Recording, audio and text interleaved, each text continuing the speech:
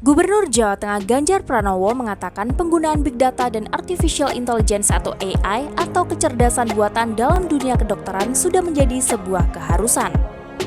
Sebab dapat memudahkan pelayanan kesehatan. Menurut Ganjar, kongres yang dihadiri total 6 ribuan orang dokter spesialis penyakit dalam secara luring dan daring itu sangat menarik.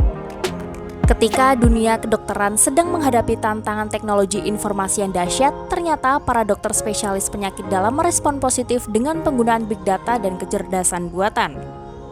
Lebih lanjut, dia juga memberikan contoh pemanfaatan big data dan intelijensia artifisial dalam dunia kedokteran di Jawa Tengah, yaitu inovasi dari Rumah Sakit Dr. Margono Purwokerto yang sudah memanfaatkan big data untuk pelayanan kesehatan.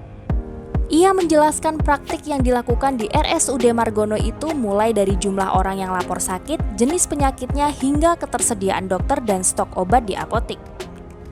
Big data tersebut dikumpulkan dalam konteks pelayanan dan direspon dengan aplikasi sehingga memudahkan masyarakat dalam mendapatkan pelayanan. Jangan lupa nyalakan loncengnya dan subscribe channel Sahabat Ganjar agar teman-teman semua tidak ketinggalan berita terbaru dari Pak Ganjar maupun dari Sahabat Ganjar. Terima kasih.